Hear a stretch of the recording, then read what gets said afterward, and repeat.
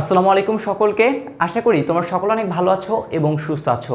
সকলকে টি20 প্রোগ্রামের দ্বিতীয় যে লেকচার আছে সেই দ্বিতীয় লেকচারে স্বাগত। দ্বিতীয় লেকচারে আমরা আমাদের যে দ্বিতীয় অধ্যায়টা আছে সেটা কি ডেটা কমিউনিকেশন এবং কম্পিউটার নেটওয়ার্কিং, এই অধ্যায়টা নিয়ে কি করব আলোচনা করব। প্রিভিয়াস লেকচারে কিন্তু আমরা প্রথম অধ্যায়ে যে গুরুত্বপূর্ণ ইনফরমেশন আছে কোন কোন টপিকগুলো থেকে আমাদের এমসিকিউ আসতো পরীক্ষায় সেই সকল জিনিস নিয়ে কিন্তু কথাবার্তা বলেছিলাম। তাহলে আজকে হচ্ছে আমরা আমাদের যে দ্বিতীয় অধ্যায়, খুবই গুরুত্বপূর্ণ একটি অধ্যায় এবং প্রথম অধ্যায় থেকে তুলনামূলকভাবে বেশি কিন্তু এই অধ্যায়ে কী করতে হবে, আমাদের ইনফরমেশন একটু মুখস্থ রাখতে হবে আর কি, ঠিক আছে। কারণ এখানে বিভিন্ন ধরনের সাল আছে, বিভিন্ন ছোট ছোট ইনফরমেশন আছে, যে জিনিসগুলো কিন্তু আমাদের কী করতে হবে, একটু বেশি বেশি মনে রাখতে হবে। প্রিভিয়াস অধ্যায়গুলোতে বলছিলাম কিছু গুরুত্বপূর্ণ সিলেক্টিভ টপিক আছে, প্রতিটা টপিক থেকে দেখা যায় ওই সিলেক্টিভ জিনিস থেকে কি আসে, কোশ্চেন আসে, বাট এখানে কিন্তু অনেক কিছু আছে, ঠিক আছে। তাহলে চলো আমরা শুরু করি, আস্তে আস্তে আমরা সেই সকল জিনিসগুলো নিয়ে কী করবো বলো তো, আলোচনা করব। ওকে, তাহলে চলো আমরা আমাদের প্রথম যে এমসিকিউটা আছে সেটা একটু করে দেখে নিই। আমরা এমসিকিউ সলভ করতেছি। প্রথম এমসিকিউটা হচ্ছে আমাদের এটা, ডেটা কমিউনিকেশনটা কি। ডেটা মানে তথ্য, আর কমিউনিকেশন মানে কি, আদান প্রদানই হবে এখানে বলতে গেলে। তাহলে ডেটা কমিউনিকেশনটি, ডেটা কমিউনিকেশনটা হচ্ছে আমাদের দুইটি ডিভাইসের মধ্যে তথ্যের কি বিনিময়। দুইটা ডিভাইসের মধ্যে আমরা যখন তথ্যের বিনিময় করব সেটাকে কি বলা হবে, সেটাকে আমরা বলবো ডেটা কমিউনিকেশন। ওকে, তারপর কোশ্চেনটা যদি একটু করে দেখি, ফটো ডিটেক্টরের কাজ কি। ফটো ডিটেক্টরের কাজটা হচ্ছে আমাদের আলোক শক্তিকে কি করবে, বিদ্যুৎ শক্তিতে কি করবে বলো তো, এটা রূপান্তর করবে। আলোক শক্তিতে কি করবে, বিদ্যুৎ শক্তিতে রূপান্তর করবে। তারপর কোশ্চেনটা যদি একটু দেখি, ব্যান্ডউইথ কি। ব্যান্ডউইথ হচ্ছে ডেটা প্রবাহের হারকে কি বলা হয় বলো তো, ব্যান্ডউইথ বলো। অর্থাৎ প্রতি সেকেন্ডে কি পরিমাণ ডেটা এক ডিভাইস থেকে আরেক ডিভাইসে যাচ্ছে সেটাকে আমরা কি বলে থাকি বলো তো, ব্যান্ডউইথ। তাহলে এখানে আমাদের দেওয়া আছে ডেটা প্রবাহের হার, এটাকে কি বলা হয়, ব্যান্ডউইথ বলে, ঠিক আছে। অর্থাৎ আমরা কি বলতে পারি, প্রতি সেকেন্ডে কি পরিমাণ ডেটা প্রবাহিত হচ্ছে, প্রতি সেকেন্ডে কি পরিমাণ ডেটা কি হচ্ছে, কি পরিমাণ ডেটা প্রবাহিত হচ্ছে, কি পরিমাণ ডেটা কি হচ্ছে প্রবাহিত হচ্ছে, এটাকেই আমরা কি বলতেছি, এটাকে আমরা বলতেছি হচ্ছে ব্যান্ডউইথ, ঠিক আছে। এখান থেকে কিছু গুরুত্বপূর্ণ ইনফরমেশন আছে, সেগুলো একটু করে লিখে দিই। তোমাদের যে নতুন যে বোর্ড বই, সেই নতুন বোর্ড বইয়ে এই ব্যান্ডউইথের প্রকারভেদটা কী করা হয়েছে, স্কিপ করা হয়েছে। সো আমরা একটু প্রকারভেদটা একটু করে দেখে নিব, মাত্র 3টা জিনিস, ঠিক আছে। এত বেশি বড় কিছু আছে তা কিন্তু না, প্রিভিয়াস ইয়ারগুলোতে কিন্তু অনেকগুলো কোশ্চেন আসছে, সেই জন্য এই জিনিসগুলো একটু করে তোমাদের ওই কোশ্চেনগুলোর সাথে সাথে কিন্তু আমি বলে দিব। আর তোমাদের বইতে দেখবা একটা চার্ট দেওয়া আছে, ঠিক আছে।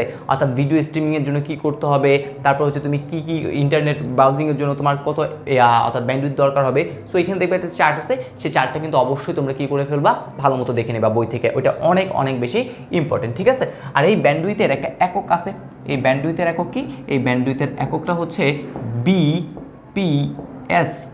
এটার মানে কি, এটার মানে হচ্ছে আমাদের বিট পার সেকেন্ড, ঠিক আছে। এটার মানে কি, বিট পার সেকেন্ড।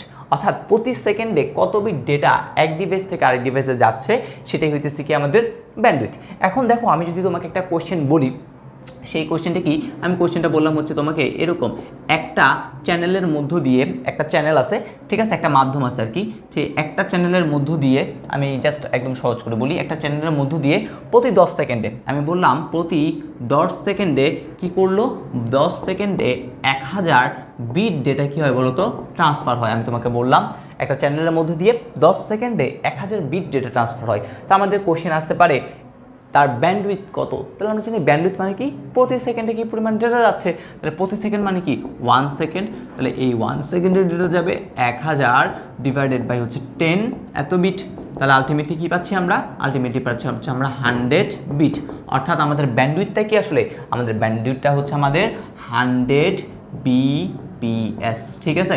আর এখন যদি আমাদের এইখানে এটা যদি বিটে না থাকে, যদি বাইটে থাকতো, আমরা জানি 1 বাইট মানে কত বিট, 8 বিট, ঠিক আছে। আমরা কিন্তু সকলেই জানি সেটা কি, 1 বাইট ইকুয়াল টু কত বলো তো, 8 বিট। 1 বাইট ইকুয়াল টু কত, 8 বিট। তা তুমি জাস্ট এটার সাথে 8 গুণ করে দিলে তোমার বিটে নিয়ে যে কাজটা করে ফেলবে, কারণ আমাদের ব্যান্ডউইথের এককটা কী হিসেবে ইউজ করা হয়, বিপিএস, বিট পার সেকেন্ড। ওকে, আচ্ছা, দেন হচ্ছে আমরা কিছু কোশ্চেন দেখবো। এই বিপিএস এর পূর্ণরূপ আমরা অলরেডি দেখে ফেলছি, বিট পার সেকেন্ড, যেটা হচ্ছে কি আবার ব্যান্ডউইথের একক। তারপর কোশ্চেনটা একটু করে দেখি, ডেটা স্থানান্তর হারকে কি বলে, আমরা এখন আলোচনা করছি, সেটা হচ্ছে কি ব্যান্ডউইথ বলা হয়ে থাকে।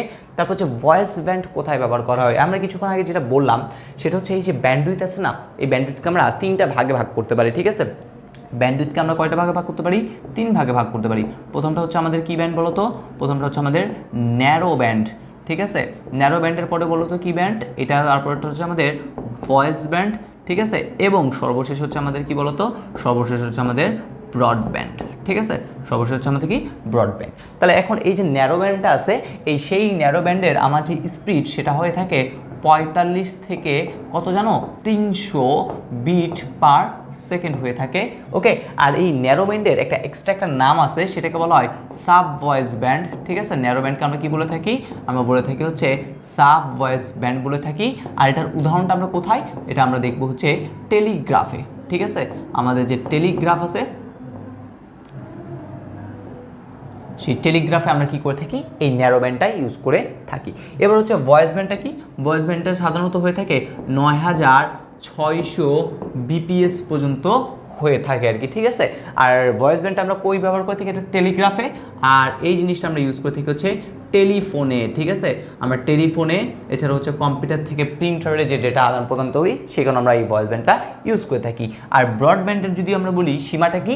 সীমাটা হচ্ছে 1 MBPS বা তার অধিক, ঠিক আছে? 1 MBPS বা তার অধিক এটাকে কি করা হয়? ইউজ করা হয়। যেমন আমরা বলতে পারি এটা কোথায় ইউজ? যেমন আমরা বলতে পারি হচ্ছে ওয়াইফাই, ওয়াইম্যাক্স ইত্যাদি ক্ষেত্রে আমরা মেনলি কী করে থাকি? আমরা ব্রডব্যান্ডটা ইউজ করে থাকি। এটা হচ্ছে আমাদের যে ব্যান্ডউইথ আছে, ঠিক আছে? এটা কিসের প্রকারভেদ? এটা হচ্ছে আমাদের ব্যান্ডউইথের প্রকারভেদ, ব্যান্ডউইথ এর প্রকারভেদ, ঠিক আছে? আমাদের এই যে অংশটুকু বইয়ে নেই, বাট এই অংশটুকু না থাকলেও আমাদের এই রিলেটেড বিভিন্ন ধরনের এমসিকিউ আসছে, ঠিক আছে? কোনটার ব্যান্ডউইথ কী হইতে পারে সে একটা ছক আছে, সেই ছকটি একটু করে দেখে নিও, আর এগুলো একটু করে দেখে যাও, ঠিক আছে? তাও আশা করি আর কোনো প্রবলেম হবে না আর কি পরীক্ষা হলে। তারপর কোশ্চেনটা একটু করে যদি দেখি, দেখো আচ্ছা আমাদের এইখানে কোশ্চেনটা ছিল ভয়েস ব্যান্ড কোথায় ইউজ করা হয়? আমরা অলরেডি আনসার করছি, ভয়েস ব্যান্ডটা টেলিফোনে আমরা ইউজ করে থাকি। তাহলে এইটাই হচ্ছে কি বলতো আমাদের সঠিক আনসার, ঠিক আছে? দেন নেক্সট কোশ্চেন, ভয়েস ব্যান্ডের সর্বোচ্চ গতি কত? আমরা অলরেডি দেখে ফেলছি 9600 বিট পার সেকেন্ড। তারপর কোশ্চেনটা যদি একটু করে দেখি, ব্রডব্যান্ডের ব্যান্ডউইথ কত? আমরা এটাও শিখছি 1 MBPS বা তার অধিক হইতে পারে। তারপরে কোশ্চেনটা যদি আমরা একটু করে দেখি, বলেছে ন্যারো ব্যান্ডের সর্বনিম্ন কত স্পিডের বিপিএস? সেটা আমরা দেখছি 45 থেকে শুরু হয়, কতটুকু হতে পারে? 300 পর্যন্ত হতে পারে। তারপর কোশ্চেনটা একটু করে দেখি, ডেটা কমিউনিকেশন গতিকে ওই ব্যান্ডউইথ যেটা সেটাকে কয় ভাগে ভাগ করছি আমরা? 3 ভাগে, voice band, narrow band, broadband. তারপর কোশ্চেনটা একটু করে দেখি, কম্পিউটার থেকে প্রিন্টারে ডেটা স্থানান্তরিত হয়, এটাও কিন্তু আমরা উদাহরণ বললাম, সেটা কি ছিল? ভয়েস ব্যান্ড ছিল। তারপর এটা যদি দেখি, ন্যারো ব্যান্ডের সর্বোচ্চ গতি 45 থেকে বুঝলাম কত? 300। তার সর্বোচ্চ কত হবে? সর্বোচ্চ আমাদের 300 হবে, ঠিক আছে? তারপর কোশ্চেনটা দেখি, ডেটা ট্রান্সমিশন ডিলে সর্বনিম্ন কম কত হয়?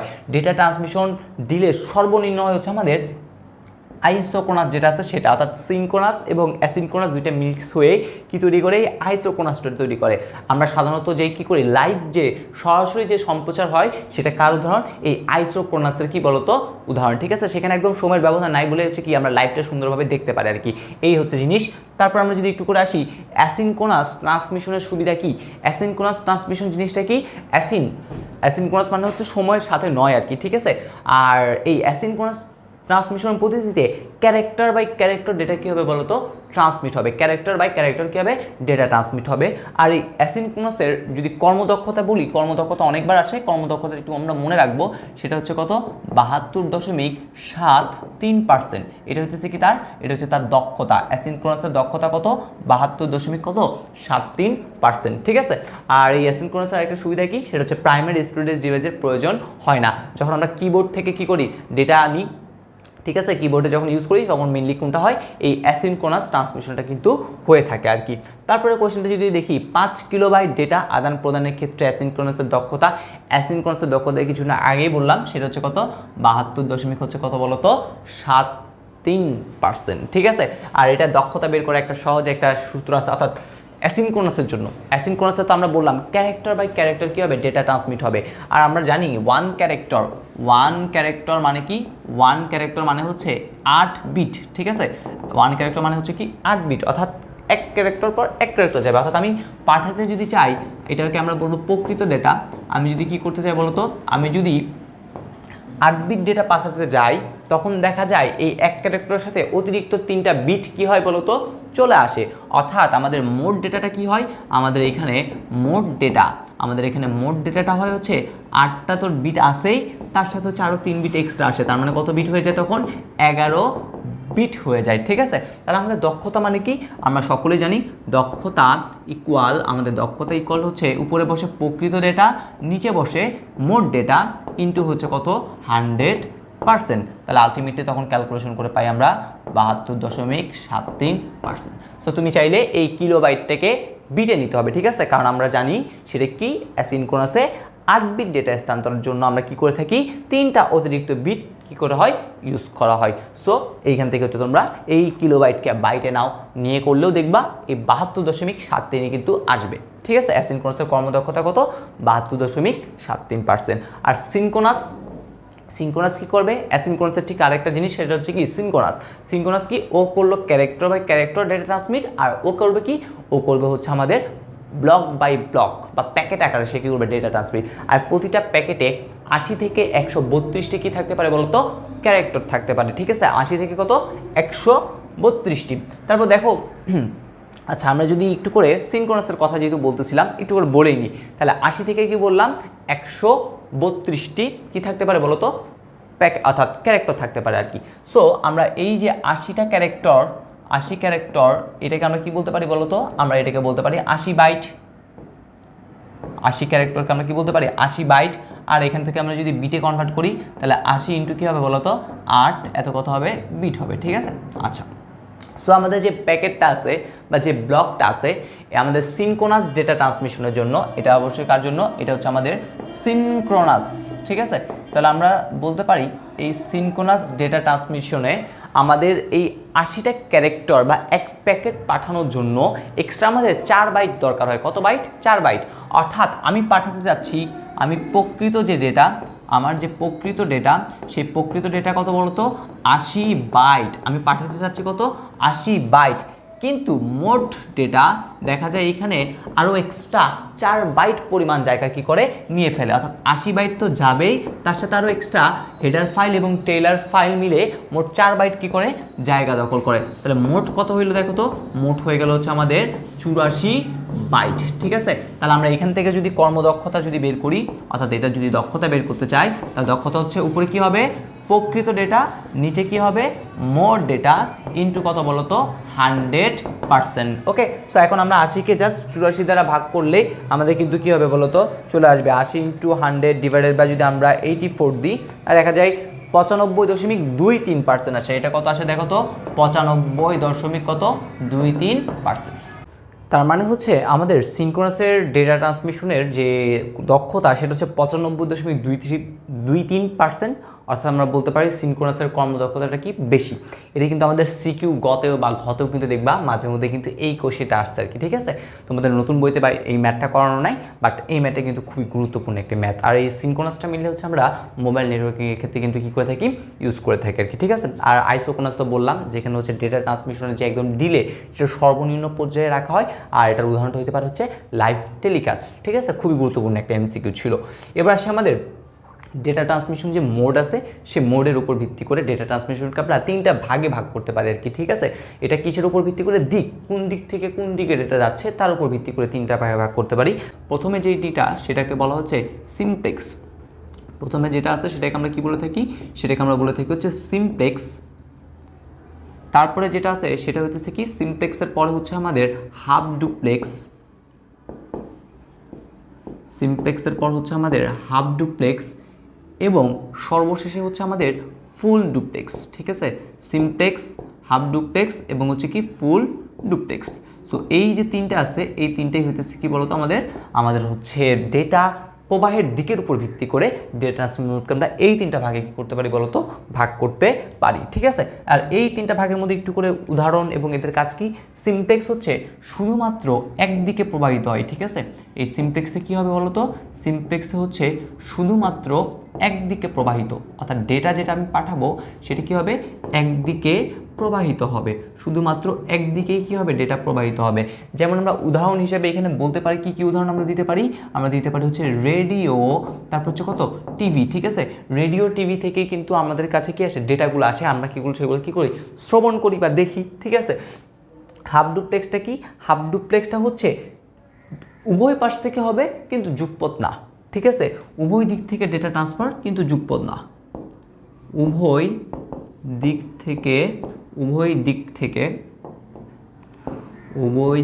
থেকে ডেটা ট্রান্সফার। ঠিক আছে, কিন্তু এখানে একটা মেইন কথা আছে, সেটা কি, সেটা হচ্ছে কিন্তু যুগপৎ মানে একসাথে হবে না, কিন্তু যুগপৎ নয়। আমরা এটার যদি একটা উদাহরণ দিই, উদাহরণ আমরা বলতে পারি ওয়াকি টকি। পুলিশের যে ওয়াকি টকিটা আছে, ওয়াকি টকি, এই ওয়াকি টকিতে আমরা কি করে থাকি বলতো, আমাদের যে হাফ ডুপ্লেক্স মেথডটা আছে সেটা, অর্থাৎ প্রথমে এক পুলিশ কথা বলবে, আরেকজন কিন্তু শুনবে, সে কিন্তু কোনো কিছু বলবে না, তারপরে ওর কথা শেষ হলে দেন কী করবে, ও সেই জিনিসটাকে জানাবে। এটাই হচ্ছে যে হাফ ডুপ্লেক্স।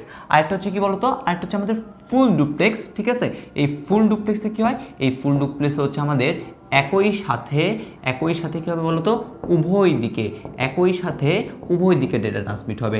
যেমন হচ্ছে কি আমরা বলতে পারি মোবাইল ফোন, আমরা যখন দুইজন বন্ধু মিলে কি করি বলতো, কথোপকথন করি, তখন কিন্তু এই মোবাইল ফোনের মাধ্যমে আমরা কি করতে পারি, একসাথে কিন্তু কথাবার্তা বলতে পারি। ঠিক আছে, সো এই তিনটেই হচ্ছে আমাদের যে ডেটা ট্রান্সমিশন মোড আছে, সেটা কার উপর ভিত্তি করে, প্রবাহের দিকের উপর, কোন দিক থেকে কোন দিকে যাচ্ছে তার উপর ভিত্তি করে যে এই জিনিসটা আছে সেটা, এবং তার যে উদাহরণগুলো সেগুলো কিন্তু আমরা এখানে লিখে দিলাম, খুবই গুরুত্বপূর্ণ আমাদের পরীক্ষার জন্য।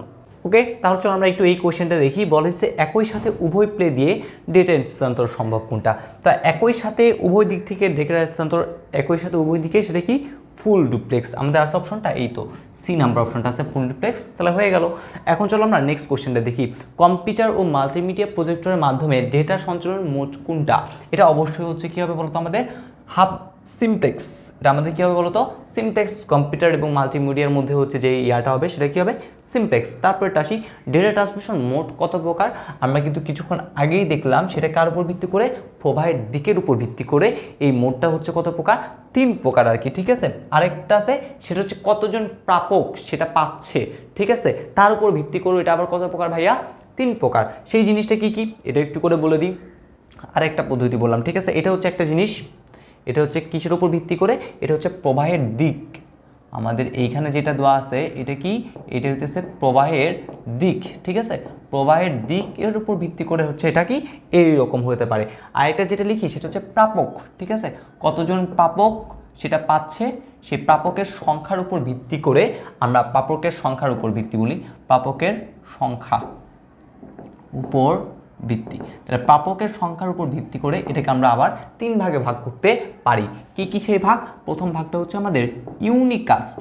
ঠিক আছে, প্রথম যে ভাগ সেটা হইতেছে কি, সেটা হইতেছে আমাদের ইউনিকাস্ট। ঠিক আছে, ইউনিকাস্ট কি, শুধুমাত্র একজন প্রাপক পাবে। এখানে কি পাবে, একজন প্রাপক, শুধুমাত্র যদি একজন প্রাপক পায়। ঠিক আছে, শুধুমাত্র একজন প্রাপক যদি পায় তখন তার নাম হচ্ছে ইউনিকাস্ট। উদাহরণ আমরা বলতে পারি কি, SMS। ঠিক আছে, মোবাইল ফোনে যে SMS। ঠিক আছে, সাপোজ তুমি তোমার একটা গুরুত্বপূর্ণ ফাইল তোমার বন্ধুকে কি করবা বলো তো, পাঠাবা। সো SMS তুমি করতে পারো। তারপর তুমি হচ্ছে মোবাইল ফোন, ঠিক আছে, তুমি তোমার বন্ধুর সাথে কি করতেছো, কথোপকথন করতেছো, এটাও কিন্তু কি একজনের সাথে, তখন এটা কি ইউনিকাস্টের উদাহরণ। 2 নাম্বার যেটা আছে সেটা হচ্ছে মাল্টিকাস্ট। এই মাল্টিকাস্ট জিনিসটা কি বলতো, এই মাল্টিকাস্ট জিনিসটা হচ্ছে আসলে এখানে হচ্ছে গ্রুপ ভিত্তিক। ঠিক আছে, এটাকে আমি বলতে পারি হচ্ছে কি একটা গ্রুপ। ঠিক আছে, এই জিনিসটা মেনলি হচ্ছে কি ভাইয়া, এই জিনিসটা হচ্ছে একটা গ্রুপ ভিত্তিক, অর্থাৎ একটা নির্দিষ্ট গ্রুপের মানুষজনই কী পাবে, এই ডেটাগুলো তোমার থেকে পাবে। ঠিক আছে, যেমন আমরা বলতে পারি হচ্ছে গ্রুপ ভিত্তিক SMS, আমরা বলতে পারি হচ্ছে কি বলতো, আমরা এখান থেকে বলতে পারি হচ্ছে গ্রুপ ভিত্তিক কি SMS। আমরা তো অবশ্যই এখন অনেকেই কী করতেছি, একটা ফেসবুক গ্রুপে আসি। ঠিক আছে, দেখবা অনেকগুলো মেসেঞ্জার কি আছে, গ্রুপ আছে, স্কুল ফ্রেন্ডদের নিয়ে একটা গ্রুপ, কলেজ ফ্রেন্ডদের নিয়ে একটা গ্রুপ। এই যে গ্রুপ ভিত্তিক যে SMSগুলা, এগুলো কিন্তু সেই গ্রুপের মধ্যে হয়, অন্য কেউ কিন্তু দেখতে পারে না। ঠিক আছে, তো এই যে জিনিসটা, এটাই হচ্ছে কি বলতো আমাদের মাল্টিকাস্টের উদাহরণ আমরা বলতে পারি। এবং সর্বশেষে যেটা আছে সেটা হচ্ছে কি বলতো, সেটা হচ্ছে আমাদের ব্রডকাস্ট। এই ব্রডকাস্টটা কি, ব্রডকাস্টটা হচ্ছে সকলেই দেখতে পারে, ঠিক আছে, সকলেই দেখতে পারে। তাহলে অনেক, ঠিক আছে, ব্রডকাস্টটাকে আমরা বলতে পারি কি, সকলে, সকলে জাস্ট লিখে দিলাম, তাহলে মানে সকলে কি করতে পারবে, দেখতে পারবে। যেমন আমরা কি বলতে পারি ভাইয়া, আমরা বলতে পারি হচ্ছে রেডিও, তারপরে কি বলতে পারি, তারপর বলতে পারি হচ্ছে টিভি, ঠিক আছে, টেলিভিশনে যে সম্প্রচারগুলো হয় সেগুলো কিন্তু আমরা সকলেই দেখতে পারি আর কি, ঠিক আছে। সেই টিভি রেডিও যে সম্প্রচার হয় এগুলো হচ্ছে কার উদাহরণ, ব্রডকাস্টের উদাহরণ। তাহলে এটা হচ্ছে প্রাপক, কয়জন আমার থেকে ডেটাটা পাচ্ছে তার উপর ভিত্তি করে আমরা কি করে ফেললাম, একটা সিকোয়েন্সে সাজিয়ে ফেললাম। এগুলোর উদাহরণ বলো, তারপর হচ্ছে কোনটা কি বলো, অনেক অনেক বেশি আমাদের কিসের জন্য, এমসিকিউর জন্য আর কি, ঠিক আছে। দেন এটা তো আমরা দেখলাম, দেন এটাও আমরা একটু করে বলে দিলাম। এরপর বলছে দুইজন ব্যক্তি মোবাইলে কথোপকথনের মাধ্যমে কোন মোড কাজ করে। দুইজন ব্যক্তি যখন কথোপকথন করবে তখন অবশ্যই কোন মোডটা কাজ করবে বলতো, ফুল ডুপ্লেক্স, ঠিক আছে। একই সাথে কি হবে, একই সাথে ডেটাগুলা স্থানান্তরিত হবে। কোনটির মাধ্যমে একই সময় ডেটা দুই দিকে যেতে পারে, আমরা অনেক দেখলাম এই জিনিসটা, সেটা হচ্ছে কি ফুল ডুপ্লেক্স। তারপর বলা হচ্ছে ব্রডকাস্ট মোডের উদাহরণ। ব্রডকাস্ট মোড কোনটা হইতে পারে, এই তো টিভি সম্প্রচার যেটা আছে সেই টিভি সম্প্রচারটা ব্রডকাস্ট মোডের উদাহরণ হইতে পারে। তারপর হচ্ছে গ্রুপ ভিত্তিক SMS, group SMS, group SMS কোনটা, মাল্টিকাস্টের উদাহরণ। তাহলে আমরা এখানে আনসার দেবো মাল্টিকাস্ট। তারপরে কোশ্চেনটা হচ্ছে টুইস্টেড পেয়ার কেবল, অর্থাৎ এখন আমরা চলে আসছি ডেটা ট্রান্সমিশন যে মাধ্যমগুলো আছে, যে তার ডেটা ট্রান্সমিশন মাধ্যমটা কয় প্রকার, দুই প্রকার, একটা হচ্ছে তারযুক্ত আর একটা হচ্ছে তারবিহীন। তারযুক্তর মধ্যে কি কি, আমাদের বইতে মোট তিনটে জিনিসের কথা বলা হয়েছে। একটা হচ্ছে আমাদের কোএক্সিয়াল কেবল, কোএক্সিয়াল কেবলের পর হচ্ছে টুইস্টেড পেয়ার কেবল এবং হচ্ছে কি অপটিক্যাল ফাইবার। ওকে, সো আমরা প্রথমেই দেখতে পাচ্ছি টুইস্টেড পেয়ার কেবল নিয়ে কিছু একটা বলছে। টুইস্টেড পেয়ার কেবলের সাধারণ রং কি, টুইস্টেড পেয়ার কেবলে মোট 4 জোড়া কি থাকবে, তার থাকবে, যেটা কি করা হবে, পেঁচানো করা হবে। টুইস্ট মানে তো পেঁচানো, তাহলে পেঁচিয়ে ইয়া করা হবে, যার মধ্যে প্রতিটা জোড়াতেই একটা একটা করে কি থাকবে, কমন তার থাকবে। সেই কমন তারটা কি, সেই কমন তারটা হচ্ছে কি বলতো, সাদা। আর এই টুইস্টেড পেয়ার কেবলটার কানেকশন দেওয়ার জন্য আমরা RJ15 নামে একটা কানেক্টর কি করে থাকি বলতো, RJ45 নামে কানেক্টর কি করে থাকি, ইউজ করে থাকি, ঠিক আছে। আর টুইস্টেড পেয়ার কেবলটা আমরা কই দেখতে পাই, তোমরা যে ওয়াইফাই লাইন যখন দিবা তখন দেখবা ওয়াইফাই লাইনে যে তারগুলো আছে সেটা দেখবা কিন্তু এরকম, ঠিক আছে, টুইস্ট করা আছে, মানে 4 জোড়া তার দেখবা, যার মধ্যে প্রতিটাতে দেখবা একটা একটা করে কি দেওয়া আছে, সাদা কালারের তার দেওয়া আছে। তারপরে দেখি কোএক্সিয়াল কেবলের ডেটা প্রেরণের হার কত। কোএক্সিয়াল কেবলের ডেটা প্রেরণের হার হচ্ছে 100 Mbps মেগাবিট পার সেকেন্ড। আর কোএক্সিয়াল কেবলটা আমরা কোথায় ইউজ করি, ওইটাতে ইউজ করলাম, অর্থাৎ কোথায়, ওয়াইফাই লাইনে। আর এটা কোথায় ইউজ করি, কোএক্সিয়াল কেবল, কোএক্সিয়াল কেবলটা হচ্ছে আমরা ইউজ করে থাকি হচ্ছে আমাদের যে ডিশ লাইনে যে তারগুলো আছে না, ডিশ লাইনে যে আমরা একদম ছোটোবেলা, এখন তো মোটামুটি সকলের ভাষায় কি আছে বলতো, ডিশ লাইন আছে, সেই ডিশ লাইন তারে কিন্তু আমরা কি করে থাকি, এই কোএক্সিয়াল কেবলটা ইউজ করে থাকি আর কি, ঠিক আছে। আর কোএক্সিয়াল কেবল কয়ভাবে বিভক্ত, কোএক্সিয়াল কেবলকে আমরা দুই ভাগে ভাগ করতে পারি, একটা হচ্ছে থিকনেট আর একটা হচ্ছে থিননেট, ঠিক আছে। এই দুইটা ভাগে আমরা কি করতে পারি, কোএক্সিয়াল কেবলকে ভাগ করতে পারি। তাদের যে পার্থক্যটা সেটা ক্ষয়ের জন্য কিন্তু অনেক ইম্পর্টেন্ট বলতে গেলে। তারপরে কোশ্চেনটা একটু করে দেখি, নিচের কোন কেবলে ডেটা ট্রান্সফার সর্বোচ্চ হয়। আমরা সকলে জানি ফাইবার অপটিক কেবলে কি হয়, ডেটা ট্রান্সফারটা সর্বোচ্চ হয়। আর ফাইবার অপটিক কেবল সম্পর্কে আরও কিছু কথা বলি, এই অপটিক্যাল ফাইবার কেবলে পূর্ণ অভ্যন্তরীণ প্রতিফলনের মাধ্যমে কী হবে, ডেটা স্থানান্তর হবে। এইটার কিছু ইনফরমেশন বলতেছি। একটা, এটা কিভাবে ডেটাটা ট্রান্সমিট করবে, সেটা হচ্ছে পূর্ণ অভ্যন্তরীণ প্রতিফলন, ঠিক আছে, পূর্ণ অভ্যন্তরীণ প্রতিফলন। এই পূর্ণ অভ্যন্তরীণ প্রতিফলনের মাধ্যমে ডেটাটা কি করবে বলতো, এটা ট্রান্সমিট করবে। তারপর এটা আলোর বেগে, ঠিক আছে, কিভাবে ডেটা ট্রান্সমিট করতে পারে, আলোর বেগে এটা কি করতে পারে বলতো, ডেটাটা ট্রান্সমিট করতে পারে, ঠিক আছে। এই রকম যে ছোটো ছোটো এমসিকিউ অনেকবার কিন্তু আসছে, ঠিক আছে, এগুলো মনে রাখতে হবে। তারপর হচ্ছে অপটিক্যাল ফাইবারের সবচেয়ে ভিতরের অংশ কি, এখানে 3টা অংশ আছে। সবচেয়ে ভিতরে থাকে হচ্ছে কোর, কোরের উপরে থাকে হচ্ছে ক্ল্যাডিং, আর ক্ল্যাডিংয়ের বাইরে কে থাকে, জ্যাকেটটা থাকে। তারপর আমাদের আনসারটা কি বলতো, আমাদের আনসারটা হচ্ছে কোর, কোরের বাইরে কি আছে, ক্ল্যাডিং, ক্ল্যাডিংয়ের বাইরে একদম কি আছে বলতো, জ্যাকেট আছে আর কি, ঠিক আছে। তারপর কোশ্চেনটা একটু করে দেখি, বলে দিচ্ছে নিচের কোনটি IEEE ওয়াইফাই স্ট্যান্ডার্ড। আচ্ছা, এই যে টপিকটা আমরা এতক্ষণ যে কিছুক্ষণ আগে যেটা দেখলাম সেটা ছিল কি, তার মাধ্যম আর কি। এখন আমরা যে জিনিসগুলো দেখবো সেটা হচ্ছে তারবিহীন মাধ্যম। তারবিহীন মাধ্যম আমরা এখানে কী কী ইউজ করি, তার মধ্যে এখানে আমাদের প্রথম বলছে ওয়াইফাই স্ট্যান্ডার্ড, ঠিক আছে, একটু করে লিখে রাখবা তোমরা। সেটাকে আমরা হচ্ছে প্রথমে কি বলি, যদি ওয়াইফাই বলি তাহলে প্রথমে যদি আমরা ওয়াইফাইয়ের কথাই যদি কী করি বলো তো, চিন্তা করি, নিচের কোনটা হচ্ছে আমাদের 802.11, ঠিক আছে, 802 দশমিক কী হবে 11 হবে। আচ্ছা, তার আগে হচ্ছে আমরা IEEE এই কথাটা একটু করে লিখে দিই, IEEE, ঠিক আছে, 802.11। যদি এটা হয় এটা হচ্ছে ওয়াইফাই। সেমভাবে আমরা ব্লুটুথের যে স্ট্যান্ডার্ডটা কি সেটা হইতেছে আমাদের এটা IEEE, ঠিক আছে, IEEE কত 802.15। এবং আরেকটা আছে কি, আরেকটা হচ্ছে আমাদের ওয়াইম্যাক্স, ঠিক আছে, ওয়াইম্যাক্স এটার কত, এটা হইতেছে আমাদের IEEE 802.16। এই তিনটেই আমরা একটু মনে রাখবো, ঠিক আছে। অনেকবার আমাদের এমসিকিউতে আসছে ওয়াইফাইয়ের তারপরে স্ট্যান্ডার্ড কত, ব্লুটুথের স্ট্যান্ডার্ড কত, ওয়াইম্যাক্সের কত।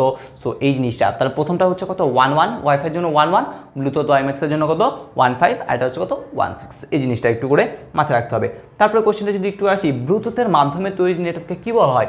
ব্লুটুথের মাধ্যমে যে নেটওয়ার্কটা তৈরি করা হয় সেটাকে বলা হয় প্যান, পার্সোনাল এরিয়া নেটওয়ার্ক। আর এই ব্লুটুথ দ্বারা যে নেটওয়ার্কটা তৈরি করি সেখানে কিন্তু আমাদের কোনো কি দরকার হয় না, তারের দরকার হয় না। সো এটাকে আমরা বলতে পারি WPAN, অর্থাৎ ওয়্যারলেস তারবিহীন পার্সোনাল এরিয়া নেটওয়ার্ক কিন্তু আমরা কি বলতে পারি বলতে, এটাকে বলতে পারি। তাহলে এটার আনসারটা কী হবে বলো তো? এটার আনসারটা হবে হচ্ছে আমাদের প্যান, ঠিক আছে। তারপরে কোশ্চেনটা একটু করে যদি আমরা দেখি, বলছে হটস্পটটা কি? হটস্পটটা হচ্ছে আমাদের তারবিহীন যোগাযোগ ব্যবস্থা, অর্থাৎ ইন্টারনেট যে ব্যবস্থাটা আছে সেই তারবিহীন ইন্টারনেট ব্যবস্থাকে আমরা কি বলে থাকি? হটস্পট বলে থাকি। তারপরে বলছে ওয়াইম্যাক্সের স্ট্যান্ডার্ড কত? আমরা কিছুক্ষণ আগে দেখলাম ওয়াইম্যাক্সের জন্য হচ্ছে কত 802.16 যেটা আছে সেইটা।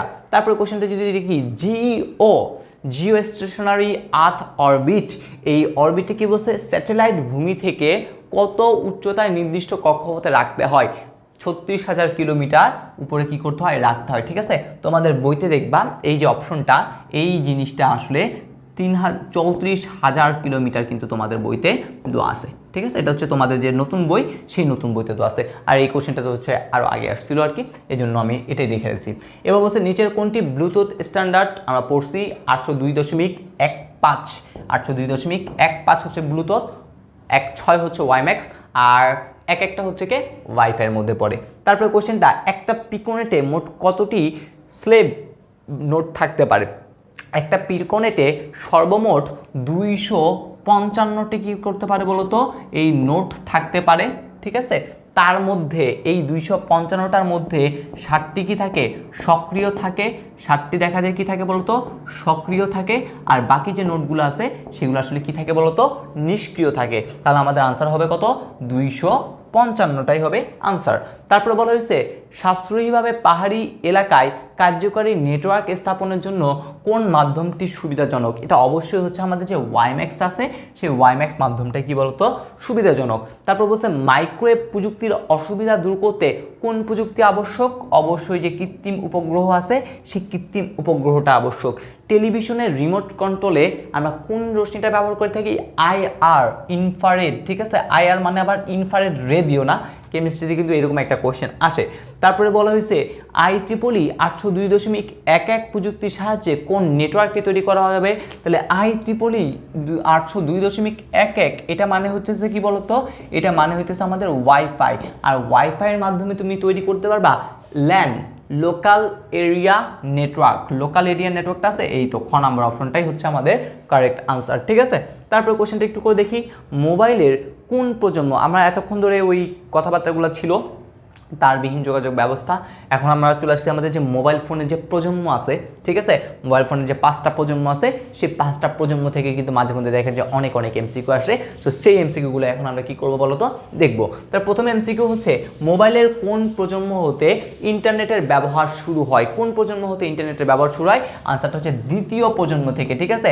দ্বিতীয় প্রজন্ম থেকে ইন্টারনেটের ব্যবহার শুরু হয়েছে, প্রিপেড সিস্টেম চালু হয়েছে, MMS চালু হয়েছে, SMS চালু হয়েছে, ঠিক আছে। এরকম অনেক সুবিধা বৃদ্ধি কিন্তু কি হয়েছে? দ্বিতীয় প্রজন্মের মোবাইল ফোন থেকে সুবিধা হয়েছে। অর্থাৎ প্রতিটা প্রজন্মে যখন যাচ্ছে নতুন প্রজন্মে কিন্তু অনেক কিছু কি হচ্ছে? আপডেট হচ্ছে আর কি, ঠিক আছে। দেন নেক্সট কোশ্চেন, কোনটি চতুর্থ প্রজন্মের মোবাইল ফোনের প্রধান বৈশিষ্ট্য? প্রধান বৈশিষ্ট্য হচ্ছে আইপি ভিত্তিক, আইপি নির্ভর ওয়্যারলেস নেটওয়ার্ক। এটা হচ্ছে কি চতুর্থ প্রজন্মের মোবাইল ফোনের প্রধান বৈশিষ্ট্য, ঠিক আছে। তারপরে দেখি তারপর কোশ্চেন হচ্ছে জিপিআরএস এর পূর্ণরূপ কি? জিপিআরএস এর পূর্ণরূপ হচ্ছে জেনারেল প্যাকেট রেডিও সার্ভিস। তারপর কোশ্চেনটা দেখি জিএসএম এর পূর্ণরূপ। জিএসএম এর পূর্ণরূপ হচ্ছে global system for mobile communication. এটা হচ্ছে কি জিএসএম এর পূর্ণরূপ। কোন প্রজন্মের মোবাইল ফোনের সর্বপ্রথম এমএমএস সার্ভিস চালু হয়? আমরা বলছিলাম সেটা হচ্ছে কি দ্বিতীয় প্রজন্মের মোবাইল ফোনে।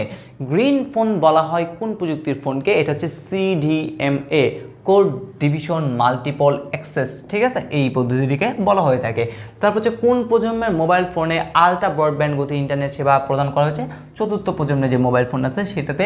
তারপরে কোশ্চেনটা হচ্ছে রেডিও সিগন্যাল প্রথমে ডিজিটাল পদ্ধতিতে কোন প্রজন্মের মোবাইলে ব্যবহৃত হয়? এটা হচ্ছে আমাদের 2G সেকেন্ড জেনারেশন বা দ্বিতীয় প্রজন্মের মোবাইল ফোনে।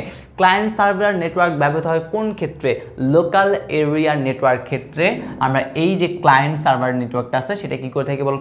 ইউজ করে থাকি। তারপর বলেছে একই ভবনের বিভিন্ন কক্ষে রক্ষিত কম্পিউটারের মধ্যে নেটওয়ার্ক ব্যবস্থাকে কি বলা হয়? এটাকে আমরা বলে থাকি লোকাল এরিয়া নেটওয়ার্ক, কিন্তু আমরা এটাকে বলে থাকি। তারপর কোশ্চেন, পাশাপাশি দুইটি ভবনে বিভিন্ন তলায় অবস্থিত 5টি কম্পিউটার থেকে একটি প্রিন্টারে প্রিন্ট সুবিধা প্রদান করতে হলে কোন ধরনের প্রযুক্তি সেবা যুক্তিযুক্ত?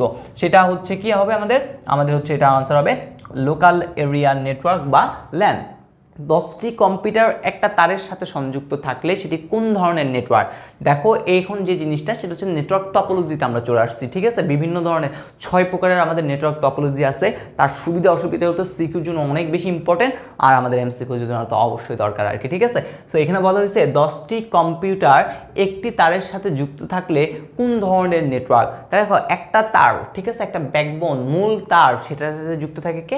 বাস টপোলজিতে কিন্তু কি হয়? একটা তারের সাথে সকল কিছু যুক্ত থাকে আর কি, ঠিক আছে। তারপর কোশ্চেনটা যদি দেখি নিচের কোন ডিভাইসটিতে ডেটা ফিল্টারিং সম্ভব? এটা উত্তর হচ্ছে কি রাউটার, ঠিক আছে। এখানে এই router, repeater, switch, hub, bridge, gateway এরকম অনেকগুলো নেটওয়ার্ক কি আছে, এই ডিভাইস সমূহ আছে আর কি, ঠিক আছে, নেটওয়ার্কে ব্যবহার করা হয়। সো এই অংশগুলোর কাজগুলো একটু করে তোমরা কষ্ট করে কি করবা বলো তো, দেখে নিবা আর কি, ঠিক আছে। তারপর হচ্ছে স্টার টপোলজিতে কোন ডিভাইসটি ব্যবহার করা হয়? আমরা হাব অথবা সুইচ এটা কিন্তু কি করে থাকি? ইউজ করে থাকি। তারপর কোশ্চেন, মডেমের অ্যানালগ সংকেতকে ডিজিটাল সংকেতে রূপান্তর করার কাজকে কি বলা হয়? মডেম যে শব্দটা আছে সেটা হচ্ছে দুইটা অংশ নিয়ে গঠিত, একটা হচ্ছে মডুলেটর আর একটা হচ্ছে ডিমডুলেটর, ঠিক আছে। একটা কাজ কি করে? ডিজিটালকে অ্যানালগ করবে, আর একটা কি করবে? অ্যানালগকে ডিজিটালে করবে আর কি, ঠিক আছে। এখানে কি বলছে? অ্যানালগ সংকেতকে ডিজিটাল সংকেতে কি করবে? রূপান্তর করবে। তাই এটার নাম হচ্ছে কি? ডিমডুলেশন, ঠিক আছে। দেখো কোথায় নিচ্ছে? ডিজিটালে নিচ্ছে। যেহেতু ডিজিটালে নিচ্ছে ড আছে, তাই এটাও কি বলবো আমরা? এটাকে হচ্ছে ড আছে, ঠিক আছে। আমরা এইভাবে মনে রাখবো, ডিজিটালে নিচ্ছে তাই এটার নাম হচ্ছে ডিমডুলেশন। আর মডুলেশন কি হবে? ঠিক তার উল্টা, ডিজিটালকে কি করবে? অ্যানালগ সংকেতকে কি করবে? কনভার্ট করবে। এই মোডটা হচ্ছে মডুলেশনের কাজ হবে, ঠিক আছে। তারপরে কোশ্চেনটি একটু করে দেখি, কোন ডিভাইসের মাধ্যমে অ্যানালগ সংকেত ডিজিটাল সংকেতে রূপান্তরিত হয়? আমরা কিছুক্ষণ আগেই দেখলাম এটা ছিল মডেমের মাধ্যমে কিন্তু হয়ে থাকে। এই নেটওয়ার্ক যে ডিভাইসগুলো আছে এখান থেকে অহরহ অনেক কোশ্চেন আসে। আর ভার্সিটি অ্যাডমিশনের কথা যদি বলি, দেখা গেছে প্রায় প্রতিটা বছরই একটা না একটা এমসিকিউ কিন্তু এইখান থেকে কিন্তু আসছে আর কি, ঠিক আছে। তারপর বলা হচ্ছে কোন ডিভাইসের সাহায্যে প্রেরক কম্পিউটার থেকে সিগন্যাল নির্দিষ্ট প্রাপক কম্পিউটারকেই প্রেরণ করা হয়? কার মাধ্যমে এটা করা হয়? এটা মেইনলি করা হচ্ছে আমাদের যে সুইচ আছে সেই সুইচের মাধ্যমে কিন্তু এই কাজটা কিন্তু আমরা করে থাকি। তারপর কোশ্চেন, কম্পিউটার নেটওয়ার্কিংয়ের জন্য কত ধরনের আমরা টপোলজি ইউজ করে থাকি? আমরা আগে বলছি 6 ধরনের টপোলজি আমরা কি করে থাকি? ইউজ করে থাকি। একটি কেন্দ্রীয় হাব দ্বারা, হাব বা সুইচ এটা মেইনলি কোথায় থাকে? আমরা সকলে জানি স্টার টপোলজিতে কিন্তু এটা থাকে। তারপর বলেছে নিচের চিত্রটি কোন ধরনের টপোলজি নির্দেশ করে? তুমি যদি একটু চিন্তা করো, এগুলো যদি আমরা কম্পিউটারগুলো চিন্তা করি, দেখো এই কম্পিউটারগুলো এই একটা তার, এই দেখো তো এই রকম শুধুমাত্র একটা তারের সাথেই কিন্তু কি আছে বলতো? যুক্ত আছে, ঠিক আছে। তো একটা তারের সাথে এরকম যুক্ত থাকে কে ভাইয়া? এটা হচ্ছে আমাদের বাস টপোলজি। তাই আনসারটা কি হবে? Bus topology. তারপর দেখো এখানে বলছে নিচের চিত্রটিতে কয়টি ভিন্ন ভিন্ন নেটওয়ার্ক টপোলজি আছে তা কি করো? ব্যাখ্যা করো। আমরা প্রথমে যদি চিন্তা করি, এগুলো তো কম্পিউটার, তো দেখো এই কম্পিউটারগুলো এই দেখো প্রথমে এও একটা তারের মাধ্যমে যুক্ত আছে, অর্থাৎ এই অংশটুকুর নামটা কি? এই অংশটুকুর নামটা হচ্ছে আমাদের বাস টপোলজি, ঠিক আছে।